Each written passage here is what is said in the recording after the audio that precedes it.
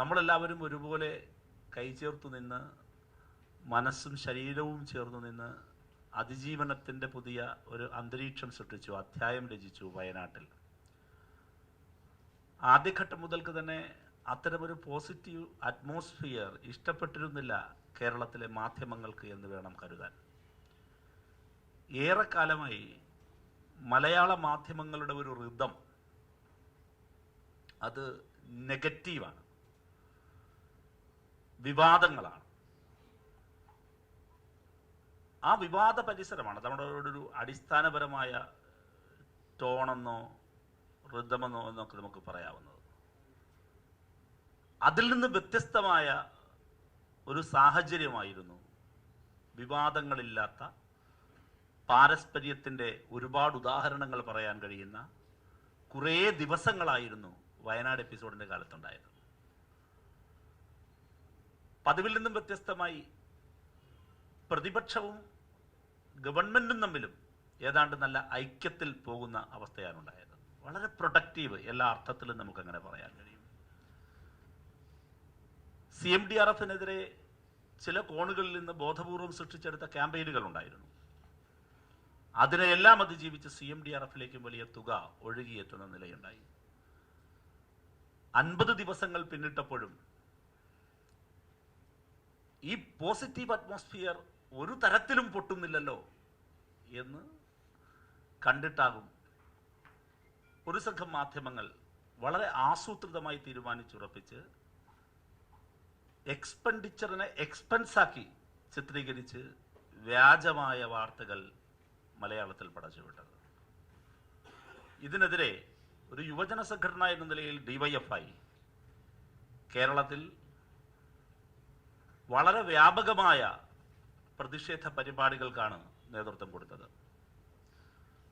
സാധാരണഗതിയിൽ മാധ്യമങ്ങൾക്കെതിരെ ഒരു ജനാധിപത്യ സമൂഹത്തിൽ പ്രതിഷേധങ്ങൾ സംഘടിപ്പിക്കേണ്ടി വരിക എന്നത് തന്നെ യഥാർത്ഥത്തിൽ ആ സമൂഹത്തിൻ്റെ നല്ല ലക്ഷണമായിട്ട് നമുക്ക് കാണാനാകില്ല. മാധ്യമങ്ങൾ വിമർശിപ്പിക്കപ്പെടുന്നു എന്നതിനപ്പുറത്ത് പ്രതിഷേധങ്ങൾ ഏറ്റുവാങ്ങേണ്ടി വരുന്നു എന്ന് പറയുന്നത് പോലും, പ്രതിഷേധങ്ങൾക്ക് അർഹമായി മാധ്യമങ്ങൾ മാറുന്നത് ഒരു സമൂഹത്തിൻ്റെ പോസിറ്റീവ് സൈനായി നമുക്കൊരിക്കലും കാണാനാകില്ല. എന്താണ് മലയാള മാധ്യമങ്ങളെക്കുറിച്ചുള്ള എൻ്റെ അഭിപ്രായവും എൻ്റെ വിമർശനവും, ഞങ്ങളുടെ വിമർശനം, DYFIയുടെ വിമർശനം? മലയാള മാധ്യമങ്ങൾക്ക് സ്ഥായിയായ 2 പ്രശ്നങ്ങൾ നമുക്കിപ്പോൾ ആരോപിക്കാൻ കഴിയും എന്താണ് എൻ്റെ പക്ഷം. അതിലൊന്ന് ഏറ്റവും ശക്തമായ ഇടതുവിരുദ്ധതയാണ്. രണ്ടാമതൊന്ന് മലയാളത്തിലെ ദൃശ്യമാധ്യമങ്ങൾ തമ്മിലുള്ള കടുത്ത കിടമത്സരം.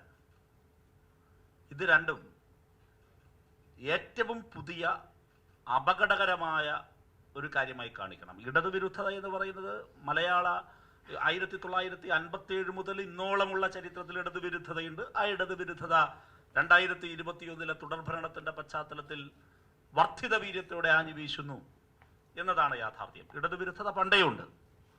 അതോടൊപ്പം മലയാള മാധ്യമങ്ങൾ തമ്മിലുള്ള, മാധ്യമങ്ങളെന്ന് ഞാൻ പ്രത്യേകം എടുത്ത് പറയുന്നു, മലയാളത്തിലെ ദൃശ്യമാധ്യമങ്ങൾ തമ്മിലുള്ള വൃത്തികെട്ട കിടമത്സരം അതൊരു പുതിയ പ്രവണതയാണ്.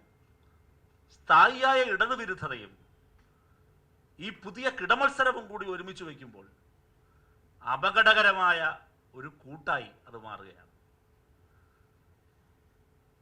മലയാളത്തിലെ മാധ്യമങ്ങൾക്ക് 2 പ്രധാനപ്പെട്ട പ്രവണതകൾ നിരന്തരം അതൊരു ന്യൂട്രലായി മാറി. അതിലൊരു പ്രവണത കള്ളം പറയുക എന്നതാണ്. മാധ്യമങ്ങൾ സത്യം പറയേണ്ടവരാണ്. മാധ്യമങ്ങൾ കള്ളങ്ങൾ തുറന്നു കാട്ടേണ്ടവരാണ്. പക്ഷെ മലയാള മാധ്യമങ്ങൾ തുടർച്ചയായി കളവ് മാത്രം പറയുന്നവരായി മാറി. നിങ്ങൾ നോക്കൂ, ഞാൻ ഈ സെമിനാറിലേക്ക് വന്നപ്പോൾ വെറുതെ ഒന്ന് എടുത്തപ്പോൾ കിട്ടിയ കുറേ കളവുകൾ ഈ സമീപകാലത്ത് വന്നതാണ്. ഓമനക്കുട്ടൻ നമ്മുടെ എല്ലാം മനസ്സിലുണ്ട്. അതുകൊണ്ട് ഓമനക്കുട്ടനിൽ തുടങ്ങുന്നത് തന്നെയാണ് നല്ലത് എന്ന് ഞാൻ കരുതുന്നു. ഓമനക്കുട്ടനെതിരായ വാർത്ത മലയാള മാധ്യമങ്ങൾ, മലയാളത്തിലെ ദൃശ്യമാധ്യമങ്ങൾ പടച്ചുവിട്ട വലിയ കള്ളമായിരുന്നു. ഓമനക്കുട്ടനിൽ തുടങ്ങുന്ന തുടങ്ങുന്ന ഈ പട്ടിക, ഓമനക്കുട്ടനിൽ ഞാൻ തുടങ്ങാൻ ആഗ്രഹിക്കുന്ന ഈ പട്ടിക ഇങ്ങോട്ട് വരുമ്പോൾ ആരോഗ്യമന്ത്രിയുടെ PA ഒരു നിയമന തട്ടിപ്പ് നടത്തിയിരിക്കുന്നു. ദൃശ്യമാധ്യമങ്ങൾ പടച്ചുവിട്ടൊരു കള്ളാണ്. എത്ര ദിവസമാണ് മലയാളത്തിലെ മാധ്യമങ്ങൾ അത് ചർച്ചയ്ക്കെടുത്തത്? എത്ര ദിവസമാണ്, എത്ര ബുള്ളറ്റിനുകളിലാണ്, എത്ര എയർ ടൈമാണ് ഈ കള്ളമാണെന്ന് അറിഞ്ഞുകൊണ്ട് ഇവർ വിപണനം ചെയ്തത്? അടുത്ത് നോക്കൂ, AKG സെന്റർ. AKG സെന്ററിന്റെ അന്വേഷണം ഇങ്ങനെ പാതി വഴിയിൽ നിന്നുപോയിരിക്കുകയാണ്. ആ AKG സെന്ററിന്റെ അന്വേഷണം ഇനി നടക്കില്ല. അതിന്റെ കാരണം എന്താണ്? ഏഷ്യാനെറ്റിന്റെ ചാനലിൽ അന്ന് ഏഷ്യാനെറ്റിൽ റിപ്പോർട്ടറായിരുന്ന പ്രസാദ് എന്ന് പറയുന്ന ഒരു റിപ്പോർട്ടർ അയാളുടെ വാർത്തയായി കൊടുത്തതാണ്. യാഥാർത്ഥ്യവുമായി പുലബന്ധമുണ്ടോ? ഇത് സത്യമാണോ കള്ളമാണോ? ഏത് കാറ്റഗറിയിലാണ് പെടുത്താം? ലക്ഷണമൊത്ത കള്ളം. മാധ്യമങ്ങൾ സത്യം പറയേണ്ടവർ കള്ളം പടച്ചെടുത്ത് ഒരു കള്ളം ഉൽപ്പാദിപ്പിച്ച് വിതരണം ചെയ്യുന്നു. എന്താ പറയാൻ ശ്രമിച്ചത്?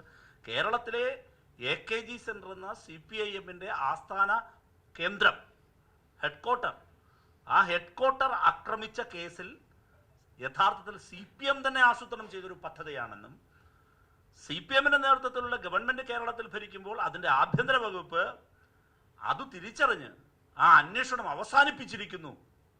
പേരിന് വേണ്ടി അത് ക്രൈംബ്രാഞ്ചിന് കൈമാറിയിരിക്കുന്നു. പിന്നീട് യഥാർത്ഥ പ്രതികളെ പിടിച്ചില്ലേ? ആർക്കാണ് ബന്ധമെന്ന് തെളിഞ്ഞില്ലേ? ഈ വാർത്ത പ്രക്ഷേപണം ചെയ്ത ചാനൽ, ഈ റിപ്പോർട്ടർ വേറൊരു സ്ഥാപനത്തിൽ ജീവിച്ചിരിപ്പുണ്ട്, പണിയെടുക്കുന്നുണ്ട്. ഈ മാധ്യമ സ്ഥാപനം ഇപ്പോഴും ജീവനോടെയുണ്ട്. 30 വയസ്സ് ഇന്നലെ ആഘോഷിക്കുകയും ചെയ്തു. പിറന്നാൾ ആഘോഷത്തിനിടയിലെങ്കിലും ഈ കൊടുത്ത വാർത്ത തെറ്റായി പോയി എന്ന് പറയാൻ എന്തേ നാവുയരാത്തത്? കള്ളം മാത്രം പറയുന്നു എന്നതിന്റെ തെളിവാണ്.